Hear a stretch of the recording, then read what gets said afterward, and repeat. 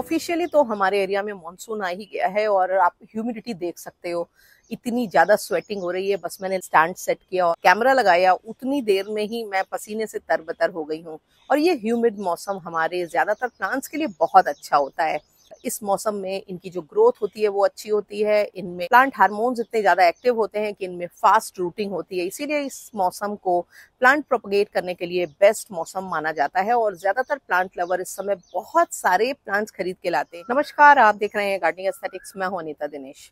Gardening aesthetics में आज बात करने वाले हैं कुछ ऐसे इंटरेस्टिंग प्लांट्स के बारे में जिनके जो ग्रीन काउंटर पार्ट होते हैं वो तो बहुत अच्छे से हमारे यहाँ चलते हैं, क्योंकि ये बहुत ही आसानी से मिल जाने वाले बहुत कॉमन हाउस प्लांट्स हैं जो आपको हर घर में मिल जाएंगे।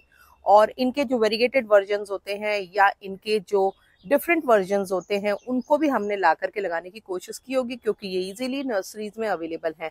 पर वो प्लांट पता नहीं क्यों इतनी आसानी से नहीं चलते हैं और अक्सर हमको धोखा दे जाते हैं।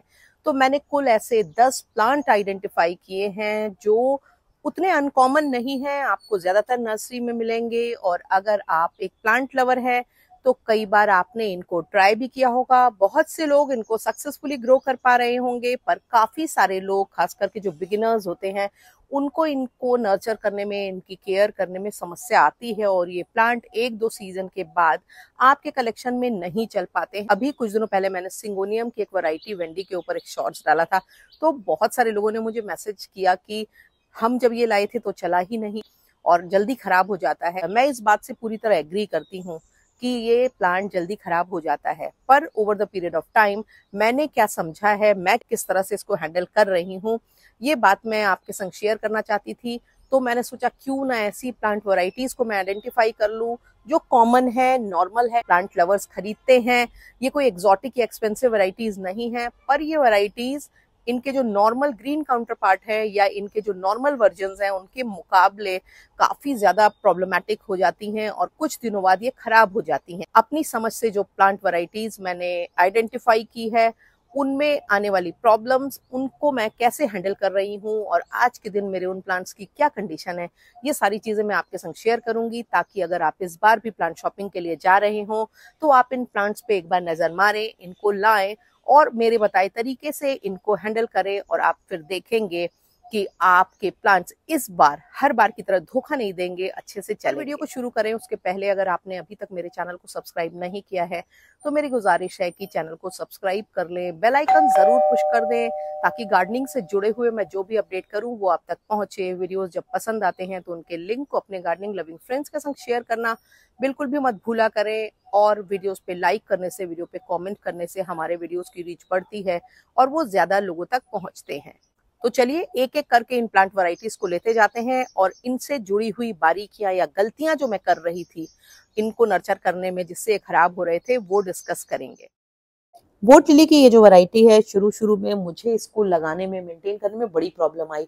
नॉर्मल बोट लिली तो बेतहाशा हो रही थी, उस पे कोई भी मौसम का असर नहीं होता था, पानी ज्यादा कम हो कुछ नहीं होता था।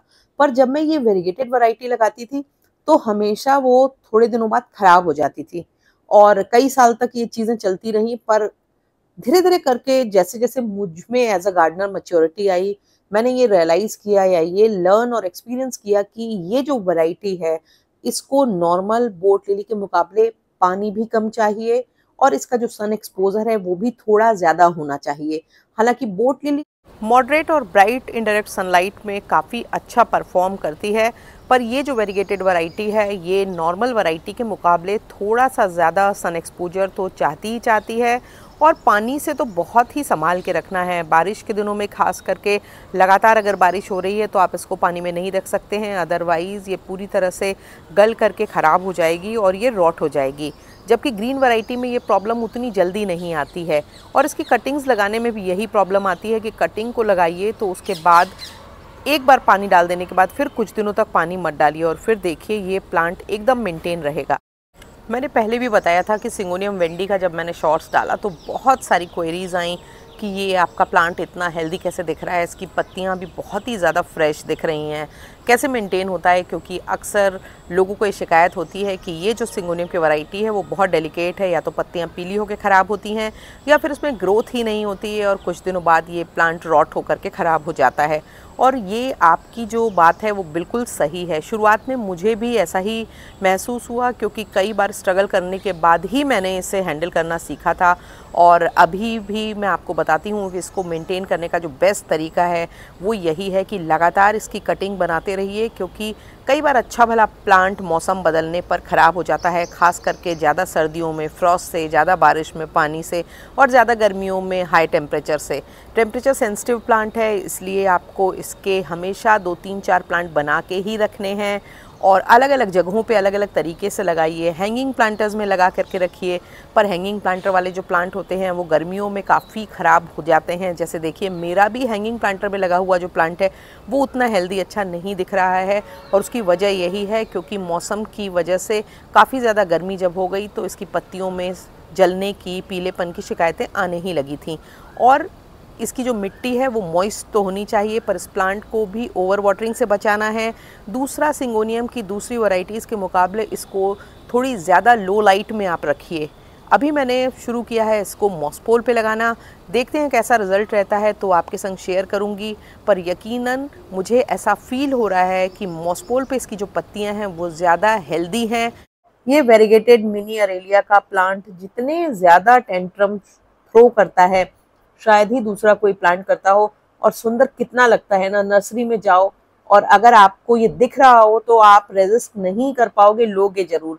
और मैंने अगर अपनी लाइफ में मैक्सिमम नंबर ऑफ प्लांट्स कोई मारा होगा तो यही प्लांट है। वो बहुत साल में बहुत बार खराब करने के बाद फाइनली मुझे समझ में आया कि आखिर इसकी एक्सपेक्टेशन क्या है। और बहुत ही सिंपल है अब ये लगता प्लांट, और समझ में हमारी ही गलती हो रही थी। एक तो मिट्टी में सैंड होना चाहिए, नॉर्मल गार्डन सॉयल जो अच्छी सैंडी सॉयल हो उसमें इसको लगा दो। बहुत ज्यादा खाद नहीं डालनी है और अच्छी धूप में इसको रखना है। सर्दियों में भी सन एक्सपोजर बढ़िया रखेंगे तो नहीं खराब होगा। फ्रॉस्ट से बचा लो, और बारिश के दिनों में अगर लगातार बारिश हो रही है तो थोड़ा सा बचाना पड़ेगा, क्योंकि 2-3 दिन की बारिश तो इसके लिए ठीक है। और उसका मैंने जो तरीका निकाला वो यही निकाला, पतली बोनसाई ट्रे में इसको लगा दो तो पानी की प्रॉब्लम भी सॉल्व हो जाएगी। और फिर ये प्लांट आप देखो, जितनी अच्छी धूप में रखोगे उतना ये हेल्दी बना रहेगा। चौथी जो वैरायटी है वो है व्हाइट स्ट्राइप्ड वैंडरिंग जियो। देखने में शायद इससे खूबसूरत प्लांट कम ही होंगे, पर ये भी एक प्लांट है जो काफी नखरीला है। और इसकी जो केयर है वो सबसे बढ़िया यही है कि एक तो इसको मॉडरेट सनलाइट एरिया में रखो, दूसरा इसके लगातार नए प्लांट्स बनाते रहो, क्योंकि ये प्लांट भी अच्छा भला चलता रहेगा और कब धोखा दे जाए कोई भरोसा नहीं है। बारिश के दिनों में पानी से इसको बचाना होगा। और ट्राइडेस्केंशिया की दूसरी वैरायटी नैनोक है जो देखने में काफी ज्यादा खूबसूरत होती है, पर इस प्लांट के संग प्रॉब्लम ये है कि ये प्लांट भी बहुत लंबा नहीं चलता है। इसलिए इसका भी सबसे अच्छा तरीका है कि लगातार नई कटिंग्स बनाते रहिए। मिट्टी को देखिए, आप पॉट में देख रहे होंगे इतना ड्राई आपको हमेशा रखना है, यानी कि पानी इसको बहुत कम देना है, क्योंकि पानी इसको रॉट कर देता है। और बारिश के दिनों में और सर्दियों में तो मैं इसको अपने बड़े पॉट्स में इस तरह से मल्टीपल जगह पे लगा देती हूँ तो 1-2 कटिंग्स बच जाती हैं। अदरवाइज अक्सर मौसम बदलने पर इसकी कटिंग्स खराब होती। सैटिन पोथोस की भी कई वैरायटीज हम लोग आजकल लगाते हैं और देखने में ये प्लांट बहुत ही वाइल्ड और खूबसूरत दिखाई देता है। पत्तियां काफी थिक होती हैं, और इसकी केयरिंग में जो सबसे इम्पोर्टेंट चीज आपको ध्यान रखनी होगी वो ये है कि इस प्लांट को पानी बहुत कम डालना है, पर मिट्टी में मॉइस्चर रहना चाहिए और नमी हमेशा बनी रहे। अब उसका तोड़ मैंने जो निकाला, कई बार इस प्लांट को खराब करने के बाद मैं उसके ऊपर एक लेयर मॉस ग्रास की लगा देती हूँ, जिससे अंदर की नमी अंदर बनी रहती है और इसकी जो एरियल रूट्स हैं वो निकलती रहती हैं, जिससे कि ये प्लांट अपनी अच्छी पकड़ बना के बास्केट में चलता रहता है। और लगातार ट्रिमिंग करते रहने से इसकी जो अनरूली स्टेम्स होती हैं वो आप निकालते जाइए। उनको आप चाहिए तो लेका बॉल्स में प्रोपगेट करके देखिए, उसमें इसका जो प्रोपगेशन होता है वो बेस्ट होता है। और हमेशा ये ध्यान रखना है कि इस प्लांट को मॉडरेट सनलाइट एरिया में रखना है, बहुत डार्क एरिया में नहीं रखना है, क्योंकि जैसे ही आप इसको बहुत डार्क एरिया में रखेंगे इसकी पत्तियां मुड़ी हुई होने लगेंगी जो देखने में अच्छी नहीं लगेंगी। प्रेयर प्लांट की जो 2 वेराइटीज हैं इनमें कैलेथिया जेब्रीना और स्ट्रोमेंथ ट्रायोस्टार, इन दोनों प्लांट्स की जो प्रॉब्लम है वो लीफ कर्लिंग की सबसे ज़्यादा है। और बहुत सारी कोशिश कर लो फिर भी ये प्लांट बहुत अच्छे से नहीं चलते हैं। टिप्स का ब्राउन हो जाना, एजेस का ब्राउन हो जाना और लीव्स का कर्ल हो जाना एक ऐसी प्रॉब्लम है जिससे ऑलमोस्ट बड़े बड़े अच्छे अच्छे प्लांट लवर्स भी जूझ रहे हैं, बड़े एक्सपर्ट्स भी जूझ रहे हैं। और मैंने जो लर्न किया वो ये किया कि जो प्रॉब्लम है वो हमारे यहाँ के पानी में है। इसलिए सबसे अच्छा तरीका ये है कि एक तो आप इनको डबल पॉट सिस्टम में लगाइए, यानी कि नीचे एक बिना छेद वाला पॉट हो और फिर इनका पॉट हो, सो दैट कि नीचे दूसरे पॉट में थोड़ा बहुत पानी रही जाए ताकि इनमें एकदम से ड्राइनेस भी ना आए और ओवर वाटरिंग से भी आप बचें। उससे क्या होगा कि प्लांट अपनी ज़रूरत का पानी लेता रहेगा और एक मॉडरेट क्वांटिटी ऑफ वाटर मिलता रहेगा। और एक जो सबसे इंपॉर्टेंट चीज़ ध्यान रखनी है कि कोशिश करो आप इनमें आरओ वाटर डालो, क्योंकि आपको नहीं अगर अंदाजा है कि आपके यहाँ के पानी का पीएच क्या है या उसमें जो डिजॉल्व सॉल्ट्स हैं वो कौन कौन से हैं, वो कहीं इनको प्रॉब्लम तो नहीं कर रहे हैं, तो आप अपने इन्हीं में नहीं जितने भी प्रेयर प्लांट्स हैं उनमें कोशिश करिए आरओ वाटर डालने की, और फिर आप देखिए कि आपके प्लांट काफ़ी अच्छे से चलेंगे। फिलोडेंड्रॉन बर्किन का जो प्रॉब्लम है, जो मैंने समझ लिया, काफ़ी दिनों पहले समझ लिया, एक तो ये एक ऐसा प्लांट है जो कहीं पर वाइल्ड में नहीं पाया जाता है, यानी कि एक हाइब्रिड है और ये कंट्रोल्ड एनवायरनमेंट में डेवलप हुआ प्लांट है। तो आपको करना क्या है, एक तो आपको इसको सनलाइट ठीक देनी है क्योंकि वेरिगेशन को मेंटेन रखने के लिए और इसकी ओवरऑल हेल्थ को बनाए रखने के लिए एक ठीक सा सनलाइट एरिया बहुत इंपॉर्टेंट है। दूसरा, पानी तभी डालना है जब 2.5 इंच की मिट्टी सूख जाए, और ये 2 काम आप करके देखिए, आपका बर्किन प्लांट बहुत लंबा चलेगा। रबर प्लांट की ये वैरायटी जिसको कि रूबी कहते हैं, ये बहुत अट्रैक्टिव होती है और ऑलमोस्ट ज़्यादातर प्लांट लवर्स ने खरीदी होती है।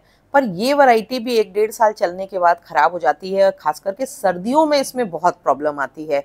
तो एक तो इसको आपको बहुत लो लाइट में नहीं रखना है, मॉडरेट सनलाइट में रखो। दूसरी चीज़ आपको ध्यान रखनी है, आप कोशिश करो इसमें आरओ वाटर डालो और प्लांट को आसपास एक अच्छा ह्यूमिड एनवायरनमेंट दीजिए, पर ओवर वाटरिंग से बचाइए। कम से कम 1.5 इंच की जब मिट्टी सूखे तो पत्तियों के ऊपर अच्छे से फुहार मारते हुए पानी दीजिए। आशा है आपको ये वीडियो पसंद आया होगा। ये जो वीडियो था ये नॉर्मल प्लांट वैरायटीज के बारे में था, और कुछ इसी तरह के एक्सोटिक या एक्सपेंसिव प्लांट्स भी मैंने आइडेंटिफाई किए हैं जिनके चलने में बहुत सारी परेशानियां आती हैं।